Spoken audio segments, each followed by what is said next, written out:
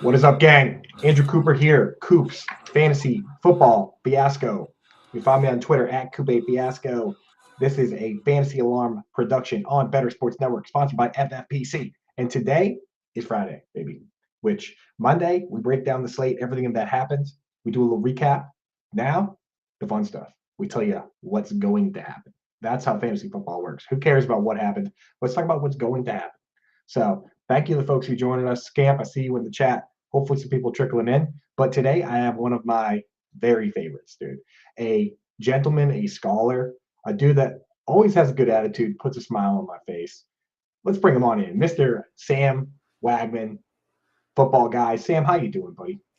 I'm doing well, man. It is Friday. It's the last day of the week. And we get football this weekend. We get football tomorrow. We get football Sunday. It's a great day. Great day to be great. It is amazing. I know it doesn't start till later in the year, but the Saturday football, I love. I mean, I know, college football is great and all. It is nice. It's a nice mix up, but I just love when there's football every day, man. If we could have it every day, that would be ideal. I know it's not possible, but hey, we get a early morning game with the Jaguars Falcons, so they give us a little something, right? Yeah, absolutely. Maybe we'll even see Kyle Pitts do something. Yeah, I mean, London's where he does it. London's where he does it. Though, I think you've already moved on to it not being realistic at this point. Dude, he feels so 10 bad. Looks this week. He got 9 targets and a carry, still couldn't do it.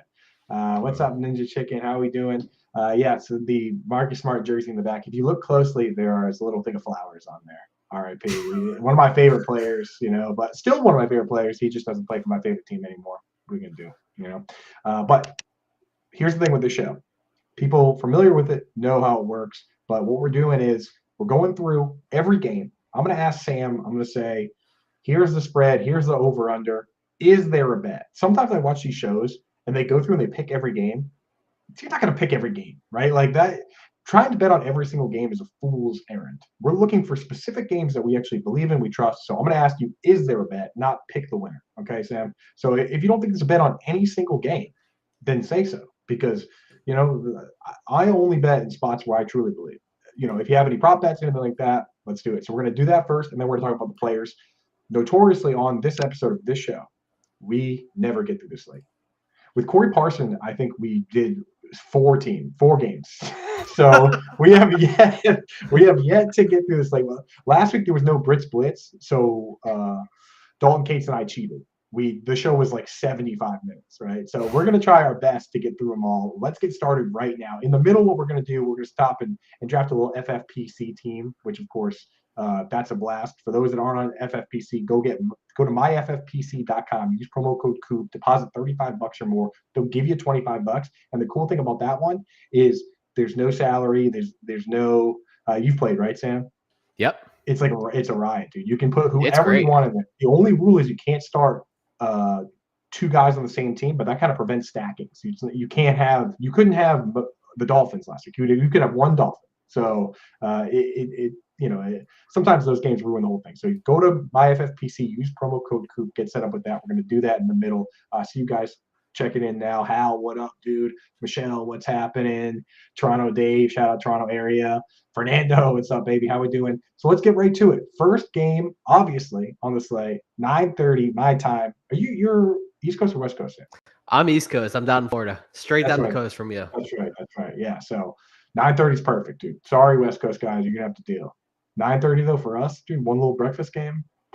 Love it, man. So on this one, we're looking at the last I saw, Jags favored by 3, which, London is their home. So I'm surprised, they're not favored by a little more. But Jags by 3, 43-point over-under. Is there a bet there that you like? Yes, I do still like the under in this game. And I'll tell you why.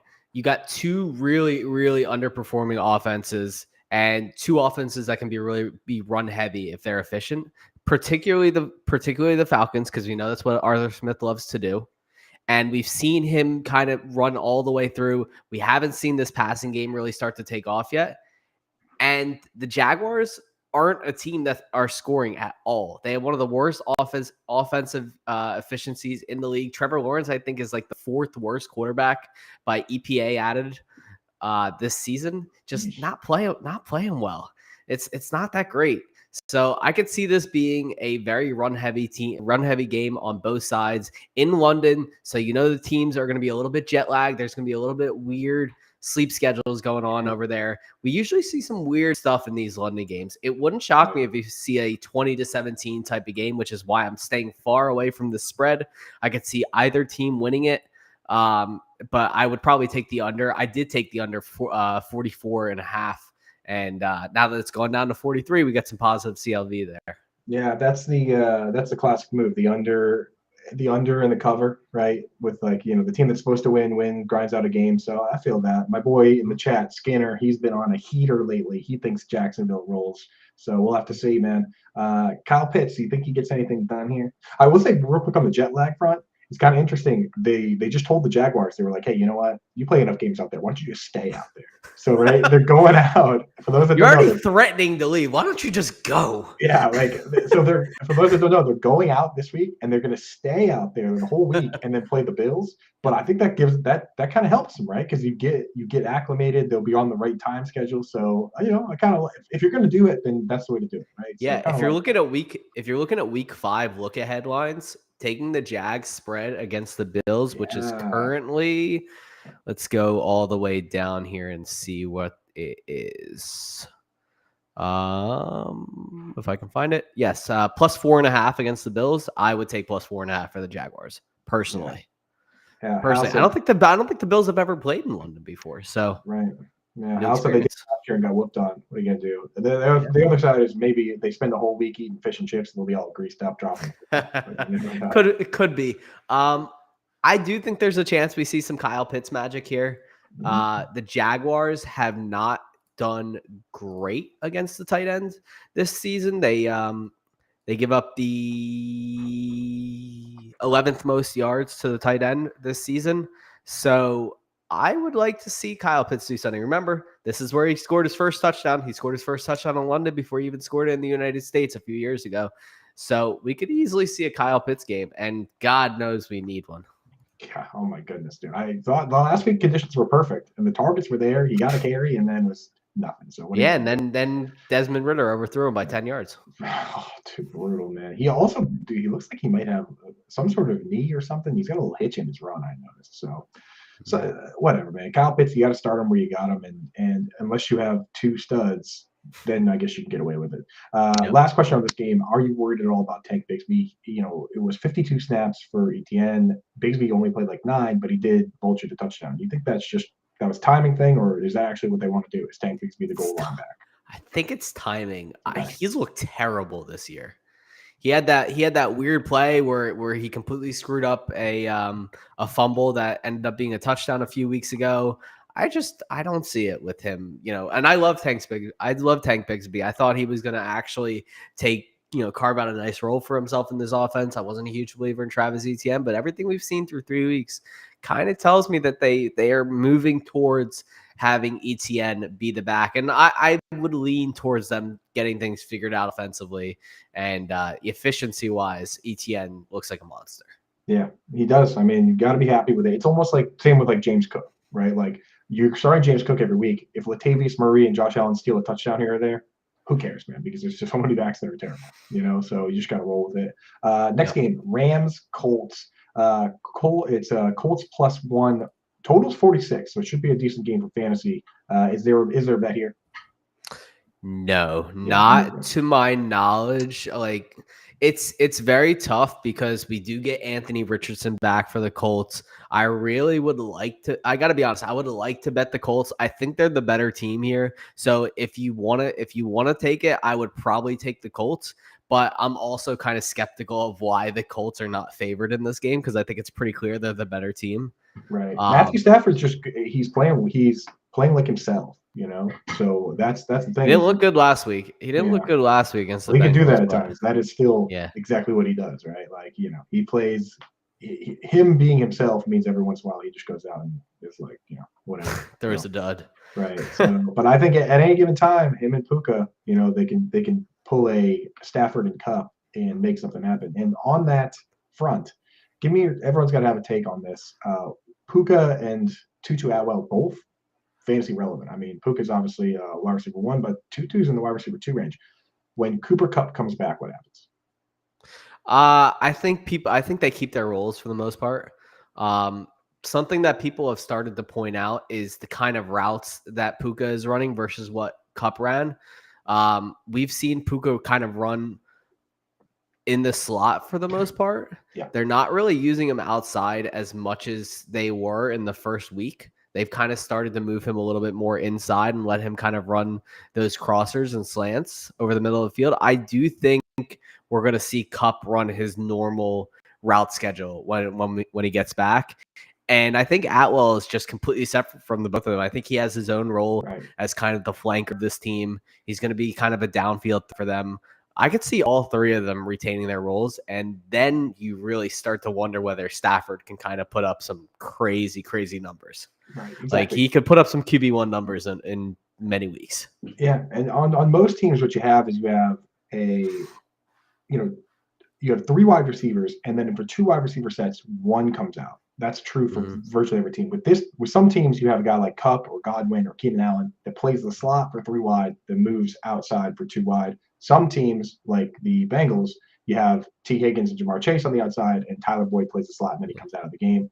With this team, though, McVay in the past has been willing to just use 3 wide receivers the whole game. Yeah, they were the highest when Robert Woods was there. They were the highest 11 personnel team in the league. So it wouldn't shock me to see him run 3 wide receivers almost all the time. That's kind of how those offenses worked over the past couple of years, and I think that's how it works best. Right. There was like 2 years ago, they had a game. I think it was like week 12 a couple years ago, because I do our snap count article. They had a game where of all the offensive players, the player that played the fewest snaps played 86% of the snaps.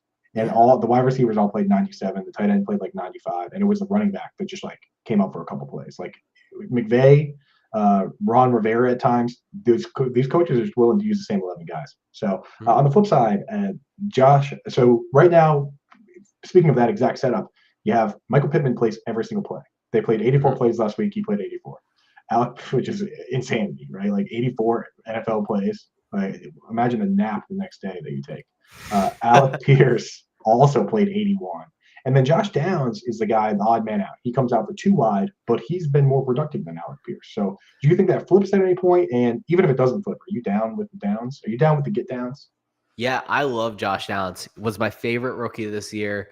And I thought he was going to have this role from kind of day one. I didn't think it was going to take that long to unseat Alec Pierce. As a big Alec Pierce fan last year, I got a firsthand look at how bad he kind of is and kind of how useless he is outside of deep routes.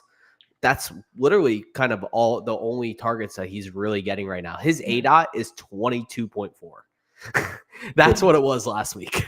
His ADOT was 22.4. He's like, who is he? T.Y. Hilton? Right? Yeah, he has completely shifted into being a deep threat, and that is it. He had 50% of the air yards last week. Wow. So he's not seeing those short to intermediate targets that we thought he could get coming out of Cincinnati last year. He's simply shifted to being, like you said, the T.Y. Hilton of this offense, except he's not as good as T.Y. Hilton. But Downs is playing the role that we all thought he could play. He can play every single snap. He can run nearly every single route, and he can run those contested catches downfield as well, because he also got 20% of the air yards last week. But his target share has been steadily rising, 14 to 16 to 27% last week, and he's getting the targets per route run as well. So I love Josh Downs. I think you're going to see this continue to shift in Downs' direction. As question in the chat here, Downs or Sky Moore? Downs. Well, there it is, dude. And Chuck Bass, what up? Shout out, Chuck. What up, dude? Says, do we know what the Colts want to be? 1.5 games of Richardson, 1.5 games of Minshew. We do from the wide receiver standpoint, because we've seen what they've done. The question is whether sometimes they just flip it. Like last year, Paris Campbell was the one that played every snap, and he kind of played like a Godwin type role where he was in the slot and he stayed out there, and then Pierce came out. We've seen this team do that. Maybe they'll go back to it. But we are now 15 minutes through the show, 1/4 way through the show. We've only done 2 games. This is what happens. So we're going rapid fire on the takes here, moving forward. We're not going to get through the whole thing. Commanders at Eagles 8.5-point favorites for the Eagles. So looking like this is going to be a real problem for the Commanders. Total's 43.5. So the implied point total for the Commanders is bad. And their quarterback threw 4 interceptions last year. So first question, Jahan Dotson, what are you doing with it? I'm pretty close to panicking. This is not a situation that you want to be in with Jahan Dotson. This is not a high volume passing attack, which is ideally what someone like Dotson would need, because Terry McLaurin is still there, and Terry McLaurin is still the guy in this offense. I never thought he would go away from being the guy. So despite the fact that we haven't seen him exactly put up the numbers that we know and love to see from Terry McLaurin, and despite the fact that Jahan Dotson is playing more of the routes, McLaurin's still seeing more of the targets. And at the end of the day, that's going to be what's important. McLaurin's targets have risen every single week. Obviously he was coming off the turf toe to start the season. I can only assume he's just been getting worked in. Now he's probably got to be back to full health. And we always see McLaurin go off against the Eagles. I've never seen Dotson go off against the Eagles that much. So I'm kind of looking to see Dotson not fade away, but he's more a wide receiver 4 than wide receiver 3 with wide receiver 2 upside. Yeah, that's the problem with Dotson. He always seemed like a good best ball pick to me, where he's a catch guy. And the thing is, those guys always have highlights in the early part of the season because contested catches are fun, and you do drills, specifically one-on-one drills, but you have to get open to get more targets. Logan Thomas, Cole Turner. If Logan Thomas is out, Logan Thomas is a guy that is potentially startable, definitely in DFS, especially versus the Eagles. They're kind of a funnel defense with the 2 guys on the outside. We saw Hunter Henry score. We saw TJ Hawkins score twice. Kate Otten did a lot of blocking last week, and so but he's also Kate Otten. So Logan Thomas, interesting play. If Logan Thomas is out, do you treat Cole Turner in a similar regard, or is he? What percentage of Logan? Let's say Logan Thomas is 100% play. What percentage of Logan Thomas is Cole Turner? If Logan Thomas is out, I would say Cole Turner is about 80%. We saw him put up pretty great numbers for a tight end last week. 32% targets per route run, 25% of the overall targets on only 56% of the routes. So I really like to see that personally. I always thought Cole Turner was a guy who could just go out there, catch the rock, and move after the catch at a nice rate. He had a nice ADOT of just under 10, and I really do think that he's going to be a guy that they look to in the middle of the field to try and just open things up for McLaurin and Dotson to move around there. To beat the Eagles, you're going to have to make plays downfield, and you're going to have to make plays in the middle of the field as well. And I think that's probably what Cole Turner does.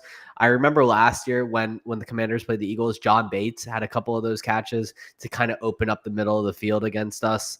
And that kind of is going to be what works. I'm sure they're going to go back and watch some of that game film because their tight ends have always killed us. Logan Thomas has been a thorn in the Eagles side for a few years now. Yeah. Cole Turner, converted wide receiver. That's what we want to see. So I'm seeing in the chat here, Chandler Jones apparently has been arrested.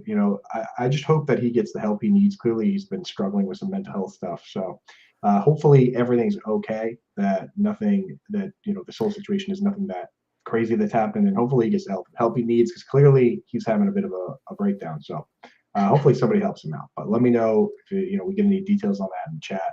On the other side, you're an Eagles fan. We know who the pass catchers are, right? It's AJ Brown. It's Devonta Smith.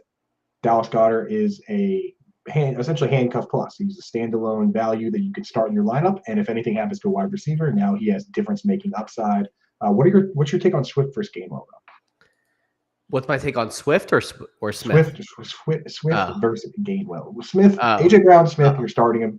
Dallas Goedert, you're starting him unless you have something crazy breakout or something, So this is Swift's backfield. This is Swift's backfield now. We're coming off a game in which Buffalo ran for almost 170 yards against the Commanders in an absolute blowout win. Wouldn't shock me to see kind of the same script be chased here by the Eagles. We know the wide receiver is going to go off, but definitely interested to see how Swift plays in his first game against the defensive line that's pretty fearsome. You got Chandler Jones, you got Jonathan Allen there, guys there. I do think Swift is definitely the guy here, though. if this doesn't move to a 65 to 70% split in favor of Swift pretty soon, I'd be pretty surprised.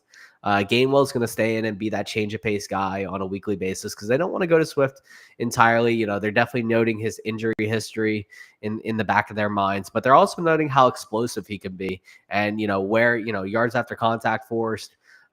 He ranks 4th in the NFL in missed tackles forced this season. He's just a really, really, really good runner. And we knew that. We've been wondering for the past 3 years why the Lions did not want to use DeAndre Swift in a workhorse role. Now you're seeing what he can really do, and it's pretty special. Yeah, it wasn't a scheme fit, but I mean, he still was running for 5.5 yards a carry last year. So next game, Broncos, Bears, +3 Bears. Total is 46.5. Is there a bet here? Two teams that probably had the worst weeks.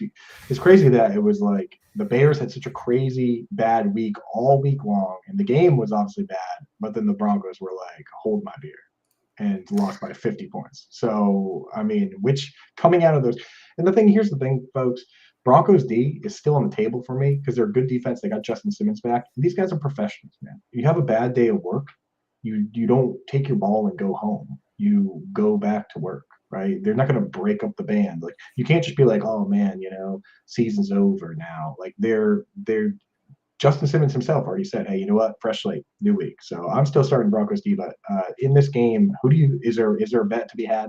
Or are these teams just too all over the place to bet on? This is a game. It's a classic. It's a classic, style of game for me. It's two teams that are horrible, which means you can't trust anything about them. This game could go 6 different directions and none of them would shock me. So this is a game that I would aggressively attack the prop bet market. I'm attacking both teams' rush defenses because they're both horrible. They both are the first and second worst teams in terms of defensive rushing DVOA this season. And I mean, we just saw the Broncos let up over 300 yards. And the Bears aren't that good, stopping the run either. They're pretty bad at stopping the pass too. But I don't trust Russell Wilson.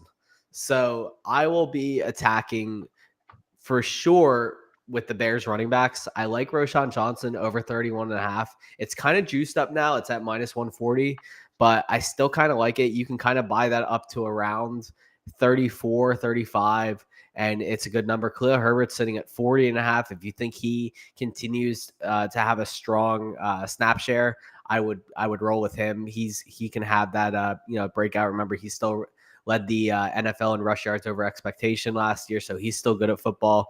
But yeah, this is a market where you kind of have to attack the prop bets, and I don't trust either team to really pick a side or a total here. Like this could easily be some kind of crazy, 17-10 game. This could easily be a 60-point game because both teams' defenses are truly that bad. All right, we're behind on time here, so I'm going to ask you 2 questions. I want just a yes or no. Is Russell Wilson still a franchise quarterback? Yes. Is Justin Fields a franchise quarterback?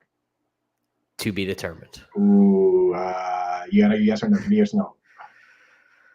Yes, but in a different uniform. It is a yes. It will not happen in Chicago. Right. It will not happen in Chicago. They're ruining him.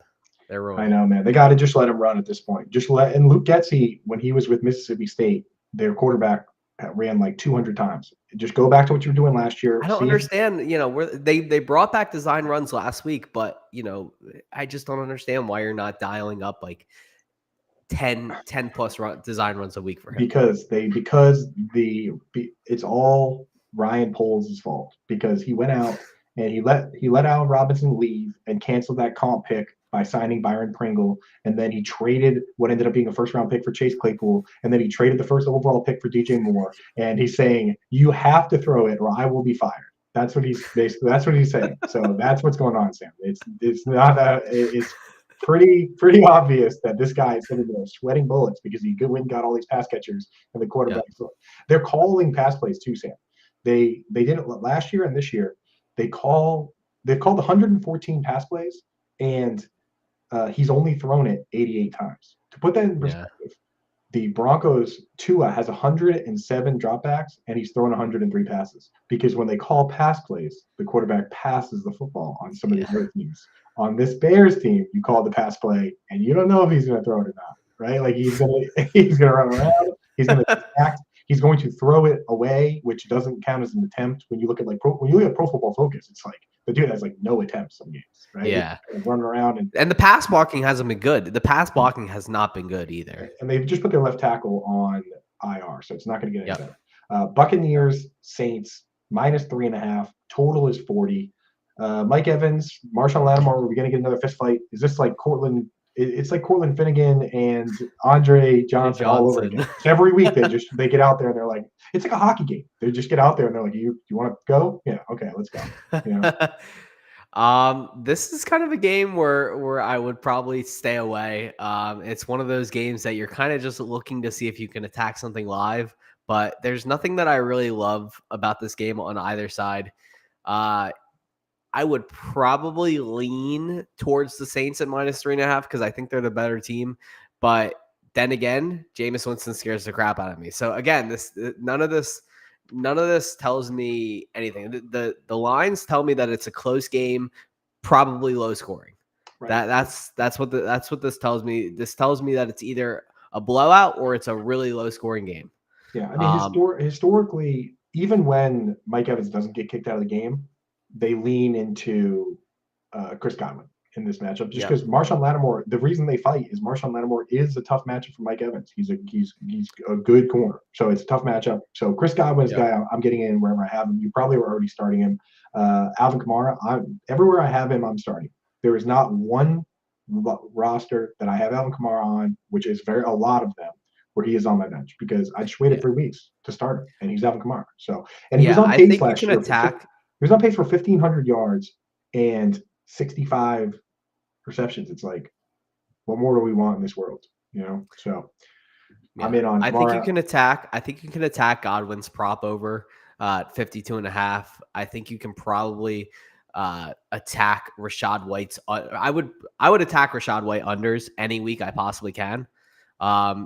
If he's at 50 yards or better, I'm usually hitting it under. He's at 52.5 right now. It's -125 on DraftKings. I'll probably end up hitting that before the end of today. Yeah. Saints rush defense is still good. Let's do it. Chris Olave, you're starting everywhere. Michael Thomas has been getting the targets. 8 targets, 9 targets, 9 targets. But Rashid Shaheed, Michael Thomas is getting the snaps and the targets. Rashid Shaheed is making the explosive plays.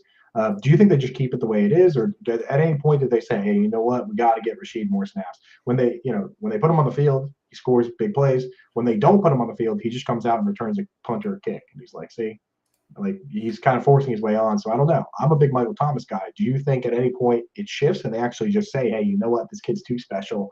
We're gonna give Michael Thomas more breaks and play this kid more," or do you think the way it is the way it is?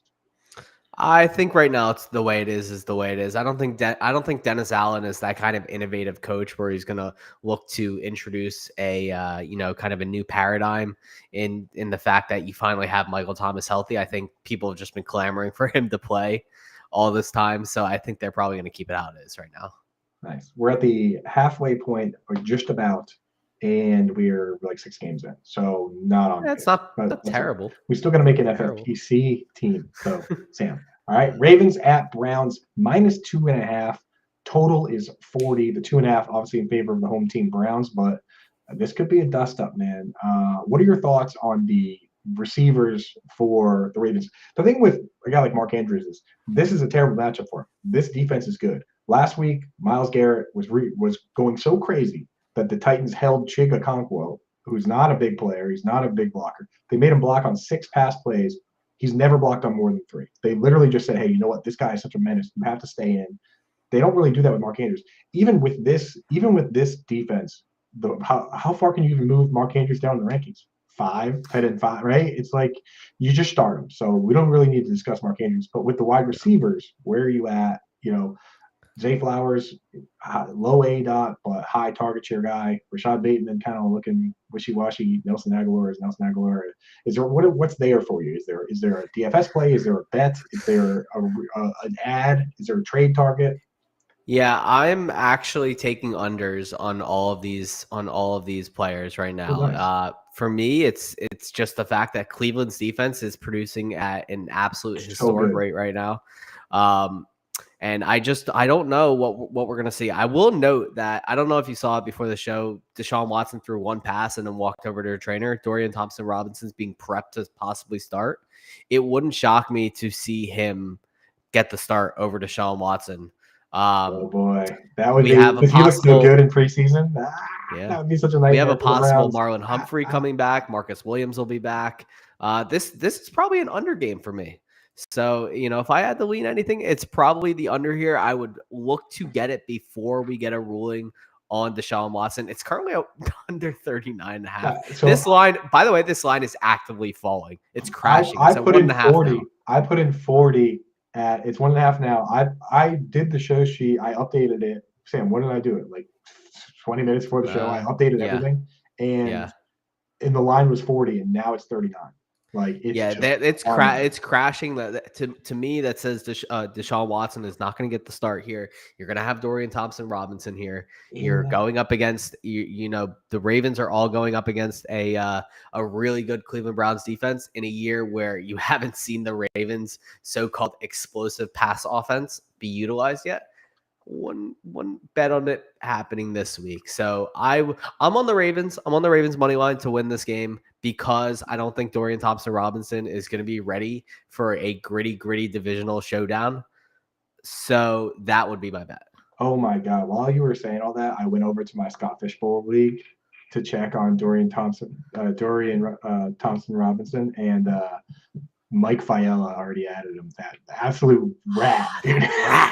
He is such a weasel, dude. Of course it's him. Of course it's Fiala, dude. What a Patty's home, my literal arch nemesis in the fantasy. How is that league going for you? I know we don't have that much time, but how's that Boston Live going for you this year? Bloodbath.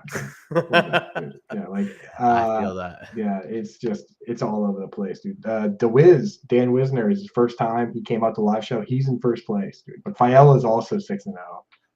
My team's right in the middle of the pack, 3-3. But there's no bad teams. Okay. You know what I mean? Like, John and Pemba's team in last place, but he's got guys coming. He's got like Kamara. He's got all these guys coming back. So like, there's no ever. I don't know why we do that too.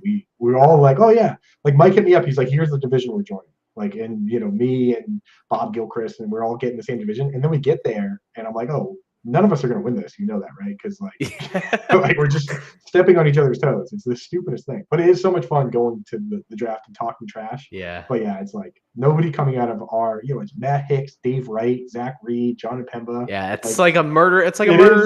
Yeah. There's like we actually filled it before like any of the like quote unquote fans could even jump in that one. So it's just like it was a really stupid decision. And next year I'm definitely already told those guys I'm driving to New York next year. I'm gonna like reach out to Better Sports Network and try and get them to like assign me to New York so I don't have to draft with Mike anymore. Love that. He's driving me nuts. Love that. Yeah. So Jerome Ford, Kareem Hunt. Jerome Ford looks like a guy. Let's not get too deep into it. Let's do an FFPC team real quick, folks.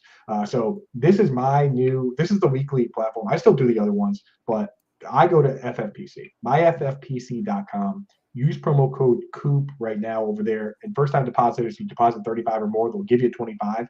These contests, there's two options, 35 or 200. So if you deposit $45, they give you 25. That gets you two lineups, right? And you can do the 10-team leagues, 30-team leagues, or 100-team leagues. And here's how it works. It's just like the most famous game that they have is the playoff challenge.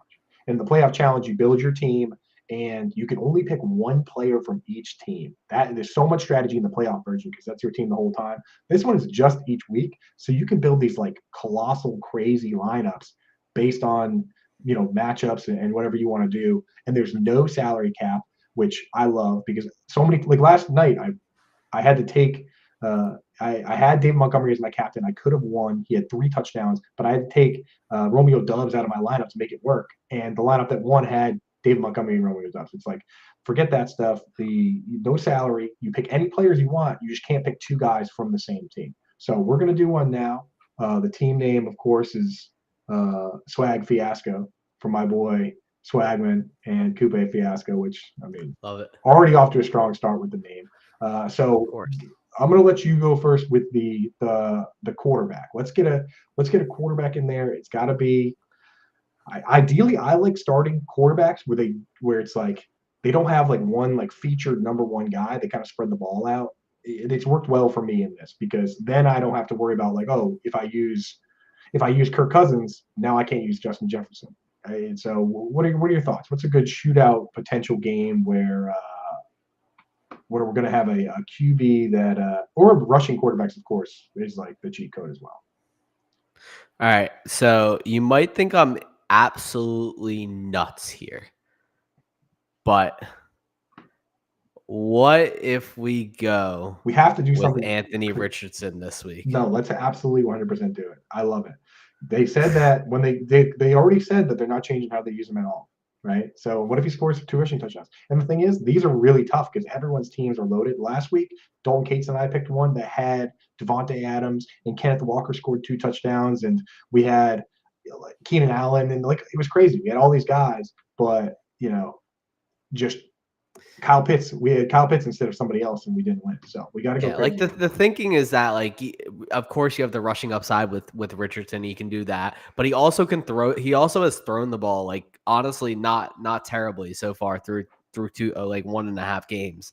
So we could easily see him get down the field, and I don't think the Rams secondary is that good. Now, hey, chat, throw out some players that you like. We'll mix them in if there's good matchups. So think about what are the best possible matchups. We want like slam. We can use anyone we want. So we want crazy slam dunk matchups. Like at running back, do we go Christian McCaffrey against Arizona, or do they just beat Arizona by so much that they don't use Christian McCaffrey a ton? I guess that's the real question. So I'm thinking here. We're still seeing a lot of volume with Alexander Mattison, right? The Panthers ranked 30th in fantasy points allowed to running backs this season. That could be a back and forth game. Pretty bad defense on Minnesota's part. Carolina's let up, 35 points. Say no more. He's in there. We gotta get these guys in there. We gotta get 4 flexes in here. Put them in. Right. What else we got? Who's next? Let's see. Josh Jacobs at the Chargers, or do we want Devontae Adams? We got to start either Jacobs or Adams in that game. I would like to get a player in against Chicago here, okay. And I kind of. Do you think we should roll with a Denver wide receiver, or should we roll with Javonte Williams? I want Cortland Sutton in there. Okay. So we're gonna go Sutton. So you don't buy that this could be a Jerry Jeudy game? No. Okay, let's do a Cortland Sutton then, baby. Cortland Sutton's in. Do we want Josh Jacobs or do we want Devontae Adams? Because that game I think is going to be high scoring. I think we want Devontae Adams personally. Yeah, let's do it. He was complaining this week. Squeaky wheel gets the grease. Always. He got 20 targets last week. I mean, it's like I think he was complaining that he was doing too much, but still, you got to do it. I think. We have to. Weapon X is right. We have to get Jamar Chase in against the Titans pass funnel. Oh yeah, genius, dude. Yeah, get those in the chat. Let's go. Yeah. And done. Never late to the party. What's up? Sutton premium pick. Let's go. Ani Coop's in the house. What's going on, everybody? Get some guys in there. What do we want here? Zeke or Let's get Chase. We need to get Chase in there for sure. Yep. Okay. Yep. Chase is in. That's beautiful. That's exactly right. Let's see. Let's go back to running backs. We can get a ton of running backs in here. It's like because we can Can we go back in time and put David Montgomery in? I know, I wish, dude. That would have been perfect. That's like when you said I read my Thursday preview article, and I was like, I bet this article is going to be a banger because the game was last night. What do you think about James Cook against Miami? Remember, Miami allowed a ton of yards on the ground before. Yeah, good. With Cook, the only concern with Cook is the goal line stuff, but I'm not worried about it. His ceiling's kind of capped. No, let's get him in there, dude. Let's get him in there. Okay. Because he can score, like we always forget, the guys can score from 10, 15 yards out. It doesn't always have to be, a plunge into the goal line on some pass interference, Is there anybody else that running back that is just like, we have to get in there? Kenneth Walker, no, but go ahead and throw Travis Kelce in at tight end because Jets third most fantasy points allowed, plus Taylor Swift's going to be there. No, dude, I got a tight end. Actually, unless we have to get George Kittle in there. We have to get George Kittle in there somewhere. So we go Kittle and Kelce? Kittle against the Kittle against the Cardinals. Let's throw him in as a flex. Kittle in the last 8 games against the Cardinals, George Kittle in PPR has 1 game where he didn't score double-digit points, and he scored 9.3. And in the 2 of the last 3 games, he scored over 20. Like he just crushes the Cardinals. So do we want to put Kittle at tight end or do we want to put him in the flex? I think flex is fine. Okay.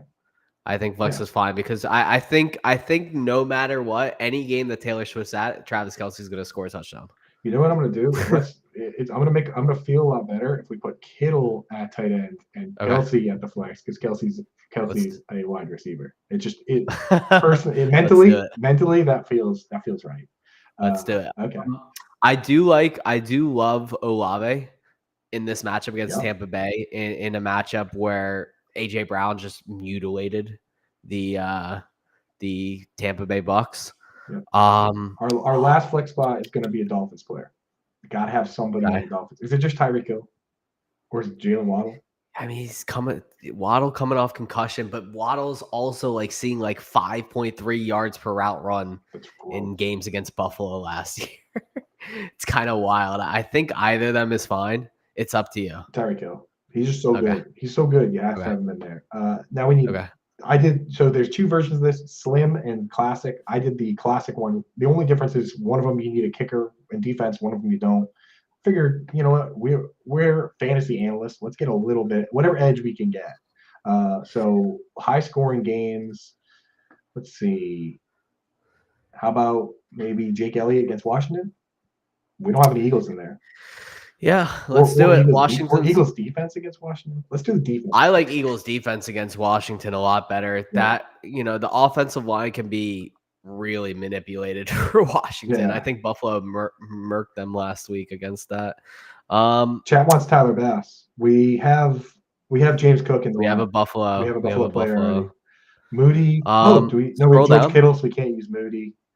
Scroll down. Pat's D. Let's see. I'm going to start Pat's D against Dallas. Nick Skinner's a Patriots fan.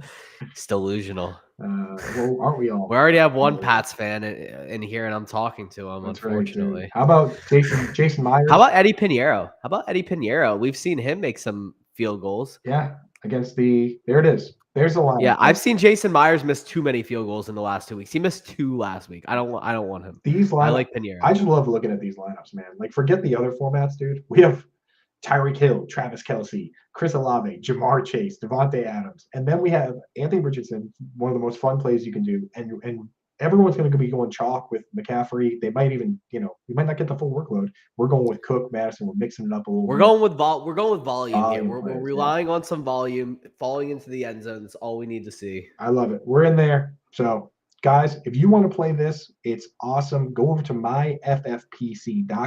Use promo code Coop. They'll give you $25 when you deposit $35. I suggest depositing $45 because then it gives you $75. It gives you $70 and you can play 2 weeks, right? It's $35 a week, or you can play 200 if you want to go high stakes. These are super cool. 10 teams, 30 teams, 100 teams. Awesome, man. No stupid, crazy rules. It's just normal scoring. Tight end premium, as all FPC is, of course. There's no salaries. There's no draft. You just pick all the best players based on the best matchups, just like we did. So get in there, get that going right now. Just don't join the league. I'm joining because me and Sam are going to win. Team Swag Fiasco is 100% winning now. So absolutely get that out there running. Back to the slate. Vikings, Panthers. +4 for the Panthers. Total's 46.5. Vikings are the best bad team in football. We already talked about how we like Alexander Mattison, so that's good. And KJ Osborne and Jordan Addison. Is this another one where it's just they like it the way it is, it's going to stay the way it is? Or at some point does Addison actually play more snaps than Osborne? Osborne's played more snaps than Addison in every single game, despite how good Addison's looked. Does that ever flip, or do they just say, hey, you know what? Let's just leave it the way it is? But although you can't really say if it ain't broke, don't fix it, because the team's 0-3. Yeah, I'm not sure how much it has to do with the fact that they're playing Osborne over Addison. But, obviously Addison's role keeps increasing. His route share keeps increasing every week. His targets keep increasing. KJ Osborne's not seeing that many targets. So I'm not too worried by the fact that Osborne's playing 95% of the snaps. I don't think Osborne's that good. I think he kind of is out there to do some more blocking than anything, which is kind of the role he's played. I do think that Addison is going to continue to see more work as the season goes along. I think he'll be probably an every down guy by the time the season ends. This is a game where I'm going to take the over 46. You got two horrible defenses against the pass, which is even better. I know that I like this over a lot more when it was Andy Dalton in it and not Bryce Young, but I think Bryce Young still can be a really good quarterback. And I don't believe in Minnesota's ability to rush the passer that much. So I think this is going to be a game where these teams trade scores back and forth. And we're gonna see some points in this game. I would imagine that Minnesota does get their first win in this one, but it's not by a blowout. Give me a wide receiver that isn't Adam Thielen on the Panthers that you like best. Probably DJ Chark. Yeah. So yeah, we'll have to see how it shakes out. We do know two things. Adam, based on guys getting hurt at various stages, the two things we know are Adam Thielen's going to be an every down player, and the odd man out is Terrace Marshall, because Terrace Marshall had multiple opportunities when healthy to be the full-time guy. He was kind of edged out by DJ Chark and Mingo. So it's basically Mingo versus Chark. I kind of like the idea of Chark there. Miles Sanders leading all running backs in targets.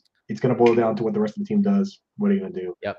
Plus has a groin injury. Groin injury. So yeah, Miles Sanders is awesome. I was exactly right. All right, Steelers at Texans. Yes, I know. Yeah. There's background here. I went to Coop about a week before the season. I told him I drafted Miles Sanders in a league only because he told me to.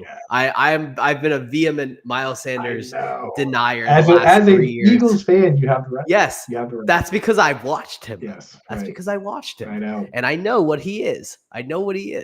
You can't. I am familiar with his game. He cannot fool me. The thing is, though, volume is king, dude. You know what I mean? It's like. Sometimes what he is? He's a cup that has he's a bucket that has a hole in it, but the water's coming into the bucket faster than it can pour out. That's all. Isn't that not what's going on here? It really is, dude. So what are you gonna do, dude? You just gotta take it. You gotta take the target, whatever. 20 targets in 3 games. Hell yeah. Get Andy Dalton back in there. He loved dumping it down. But I mean, please, Andy Dalton. Through 2 games, Bryce Young still threw him 11 balls, man. That's all we can ask for in this world. So you just gotta keep rolling them out there, right? Steelers at Texans +3, totals 42.5. Now this game, this isn't your classic, Texans are going to get crushed, so who cares? Both these teams are kind of bad, so they're both going to be playing to win. Like, you're going to see a normal football game here to some degree. It's not going to be your classic. It's not going to be like 49ers favored by 14 over the Cardinals. This is a real game. It's just, 2 bad teams playing for keeps. So what are your trust levels on guys like Muth, Freiermuth, Pickens, Najee Harris, Jalen Warren? Where are you at with those guys, man? Yeah, I'm still a little iffy on the Steelers offense. I haven't seen a lot from them. If I'm trusting anyone, it's George Pickens. I don't trust anybody else on this team. I don't trust the running backs. I don't trust the wide receivers. I don't trust Freiermuth. I only trust George Pickens right now. And he gets a decent matchup here. No Stingley to worry about in this matchup. He gets to go against. He'll be playing on the right side, and the right side cornerback for them is Steven Nelson. So Nelson, is all right. It's not great. He doesn't do a lot. Well, I mean, Steven Nelson's 5'10". He's going up against 6'3" George Pickens. So there's a little bit of a size issue there. You saw it with Mike Evans. With Mike Evans and Darius Slay that it does matter sometimes, right? Like Darius Slay's an amazing corner, but Mike Evans, if he's gonna just jump out of the building and catch it one-handed, you can't stop it. Don't listen to what they tell you. Size does matter. Not for fantasy analysts. That's don't listen to what they tell you. That's my thoughts on it. And I'll tell you this, I think Skinner has it right in the chat.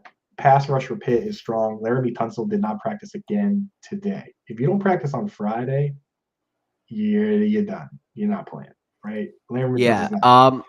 I personally think, despite what we've seen in the last couple games with the Texans putting up some points, I think this is going to be an under game. And I think they're hanging this line as a low line. It is a little bit of a sneaky line.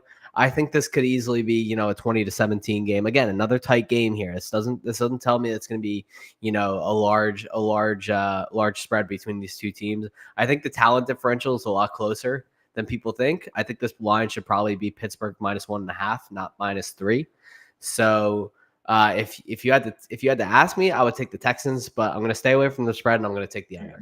Scamp has it right. This game is the Steelers offense versus the Steelers defense versus the Texans, right? Yes. We've now reached I like that. We've now reached the halfway point of the show sheet. There's only 10 minutes left, and we can actually only do 5 or 6 more minutes because we got Brit's Blitz coming up after this. Brit is back, baby, and she is going to tell you who you can. She's going to do the hard stuff this week. She's going to tell you who you can drop. Which, man, those shows are always rough. I know that she's got some names on there that she personally likes, so she's going to be making some tough calls. So hang out after this for Brit's Blitz. Let's rapid fire these games, and then Sam, why don't right now you tell everybody what you got going on, where they can find you, so that we can go right up to the buzzer. I don't like squeezing the guest. You're the guest of honor. You should be able to tell everybody with as much time as you want what you got going on and what you're doing. So why don't you do that right now, and then we'll just go right up to the buzzer, and Dog will literally pull the plug on the show. Absolutely. We'll make this really easy. You guys can find me on Twitter at Swagman95. I tweet out all my content over there. Everything's over there. Bets, fantasy, golf, whatever crazy stuff you want to hear from me. I guarantee you'll want to mute me after the first week, but it's okay. All of my content you can find written, audio, video over at thegameday.com, and then some for a dash of interest, some stuff over at Football Guys as well. But most of my stuff over at the Game Day this season, and plenty of great stuff going on over there. Yeah, hell yeah, dude. That's the thing with you football guys. You're always going to be a football guy, even though you're at Game Day now. I'm a football guys guy. Football guys guy. That's right, dude. So, and I say the same thing to people with the notifications.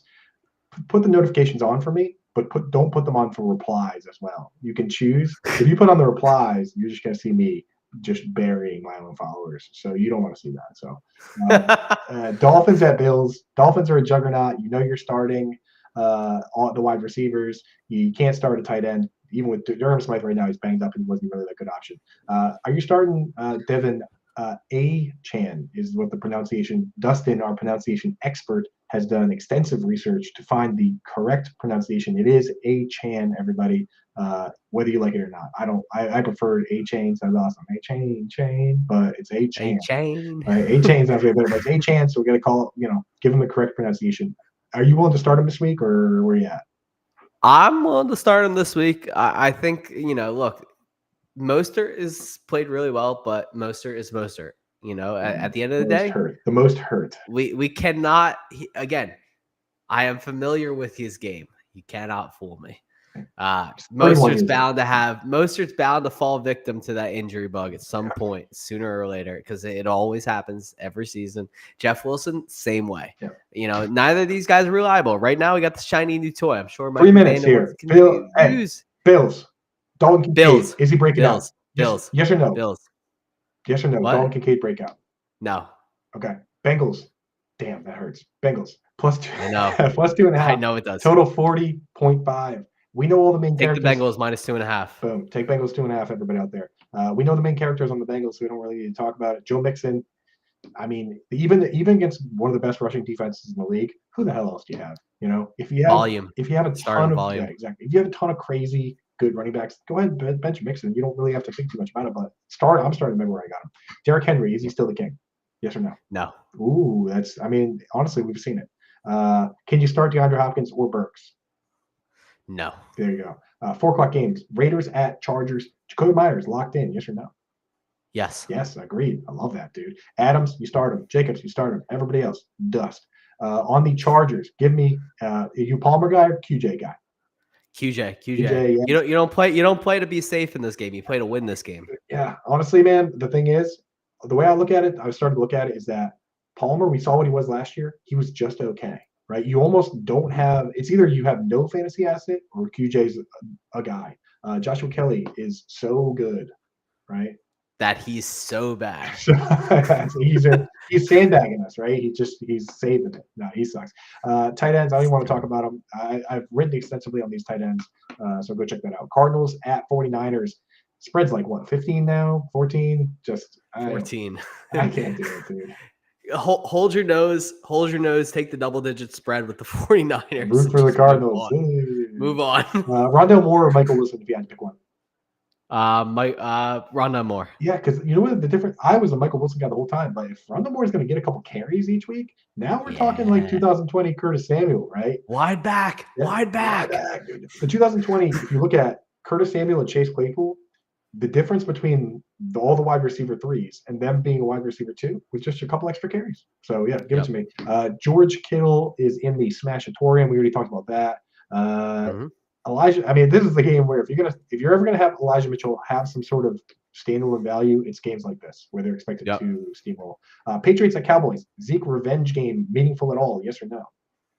To you, maybe. Not to anybody else. Not to anybody else. It's Cowboys fans, Zeke and me and Skinner in the chat. That's it. But hey, we've seen. I tell you this: if somehow the Patriots end up way on top, we've seen Belichick let guys kick extra points. Edelman kicked one. Doug Flutie kicked one. I mean, I wouldn't be surprised, but you would need that narrative. So yes or no? Can we trust Hunter Henry, the hen dog? Is the hunter going to get in the hen house again this week, my boy? My guess would be no. Yeah, probably not. It's tough defense.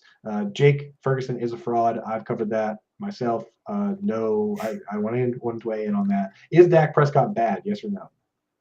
Yes. Yes, that's probably right. All right, Chiefs at Jets. Sky Moore or Rashee Rice? If you're gonna Rashee Rice. Wow, loving it. Rashee Rice. Good. We're seeing the targets. We're seeing the routes. We're seeing everything efficiency wise. Speak to Rashee Rice. Yeah. Zach Wilson, gross. Garrett Wilson, bad. Gotta use him. I mean, sad. You have to. Yeah, it's bad, sad. Bad and sad. Breece Hall, mad, right? Like there it is. Dude. Bad, sad, mad. That's the Jets season so far. Someone tweet that. That's the Jets. Bad, sad, and mad. Bad, sad, and mad, dude. Monday night, last game on the slate that we got to go. Seahawks Giants +1. So is there a bet here? It's pick 'em basically. 47 points. It's a lot I've ever seen, but I'm taking the Seahawks. Yeah, I like it. Is JSN droppable? Yes or no? Yes. Is redraft. And he's a buy in dynasty. I tweeted on that. I think he's got the Chris Godwin trajectory coming. Correct. Happy 31st birthday yesterday to Tyler Lockett. We see you. According to Reddit, he is now officially dead. Charbonnet threatening Kenneth Walker. Is that a threat? Yes or no? Yes, he is definitely a threat. We're seeing the. Yeah. Soon. There it is. Soon. He got the 2-minute drill, which is huge because if you get 1 2-minute snap, you get them all. You can't sub during the 2-minute drill. There's no time. Give me your favorite Giants wide receiver to stash, not to start. Okay. I know.